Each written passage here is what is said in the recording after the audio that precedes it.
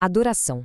É uma palavra que a gente usa bastante, né? Mas será que paramos para pensar no que ela realmente significa? Muitas vezes a gente pensa nisso em termos do que nós gostamos, do que nos faz sentir bem. Mas hoje vamos explorar uma ideia bem forte e talvez até um pouco polêmica. E se a adoração não for sobre nós? E se Deus não só a exige, mas também dita exatamente como ela deve acontecer? E essa exploração toda nos leva a uma pergunta fundamental, que está no centro de tudo. No culto, a gente está buscando o que agrada a nós mesmos ou o que agrada a Deus? Parece simples, né? Mas a resposta a essa questão pode mudar radicalmente a forma como a gente enxerga a cada momento de adoração. Então, por onde a gente começa? Pelo padrão divino. A ideia central aqui é que, ao contrário do que muita gente pensa, a adoração não é um campo aberto para a criatividade humana. Deus estabeleceu diretrizes bem claras sobre como ele quer ser adorado. E essa diretriz não podia ser mais clara. Pensa nesse versículo de Deuteronômio como se fossem as margens de um rio, sabe? Elas mantêm a adoração no curso certo. A ordem é explícita, é direta. Não adicione nada, não tire nada. Apenas obedeça. Isso se divide em duas proibições bem simples. Não acrescentar é um chamado para resistir àquela tentação de inventar, de criar nossos próprios rituais só porque eles parecem bons ou, sei lá, mais modernos para nós. Por outro lado, não retirar é um lembrete para a gente não ser negligente, para não ignorar o que Deus já ordenou. A verdadeira adoração, no fim das contas, não é sobre inovação, mas sim sobre obediência ao que já foi revelado. Mas e quando esses limites são ultrapassados? A Bíblia nos dá um exemplo bem dramático, uma história sobre o perigo de inovar na adoração. É a famosa história do fogo estranho. Vamos conhecer Nadab e Abiú. E olha, eles não eram pessoas quaisquer. Eram filhos do sumo sacerdote Arão. Eles tinham um lugar de honra, servindo a Deus no lugar mais sagrado de toda a nação. Ou seja, eles deveriam saber exatamente o que fazer. Eles fizeram algo que a Bíblia descreve com uma frase bem curiosa.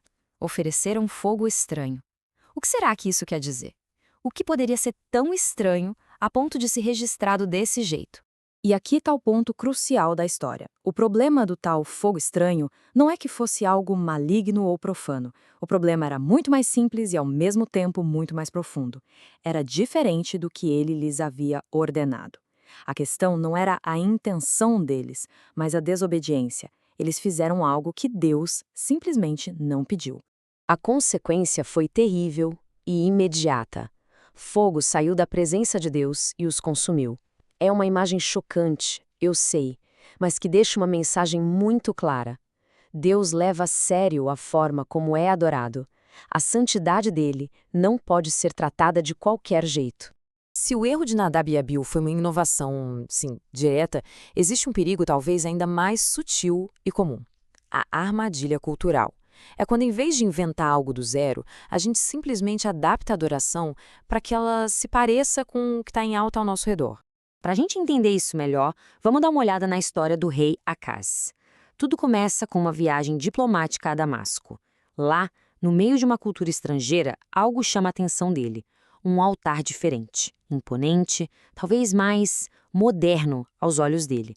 O que Acaz fez em seguida é um estudo de casos sobre como a cultura pode influenciar o culto. Ele não abandonou Deus de uma vez, não. Primeiro, ele só admirou um altar pagão. Depois, ele enviou o modelo para casa. Em seguida, construiu uma cópia. E, por fim, o passo final. Tirou o altar que Deus tinha ordenado e o substituiu por essa novidade, essa tendência que ele importou de outra cultura. E esse é o alerta para nós hoje. O erro de Acaz se repete toda vez que uma igreja adota uma prática, não porque é bíblica, mas porque é popular, porque está na moda ou porque funciona em outro lugar. Quando a cultura dita as regras do culto, Deus deixa de ser o centro. A forma, a estética, a relevância cultural, tudo isso acaba tomando o lugar da verdade. Então, o que a gente aprende com essas duas histórias? A do fogo estranho e a do altar importado. Elas nos levam a uma conclusão fundamental sobre o que realmente significa adorar a Deus. No fim das contas, tudo se resume à obediência. A adoração verdadeira acontece dentro dos limites que Deus estabeleceu, sem invenções e sem negligências. Claro, a sinceridade do coração é fundamental, mas ela precisa estar alinhada com a verdade da palavra de Deus. E, finalmente, a cultura não pode ditar as regras. É a palavra de Deus que deve moldar a igreja e a sua adoração, e não o contrário. Vamos terminar com esta reflexão, que é bem forte. Ela nos lembra que boas intenções não transformam um erro em acerto. Estar sinceramente errado ainda é estar errado. No culto, o que importa não é apenas a paixão, mas a verdade e a obediência. Isso nos traz de volta à nossa pergunta inicial, mas agora com um peso muito maior. Estamos buscando o que nos agrada ou o que de fato agrada a Deus?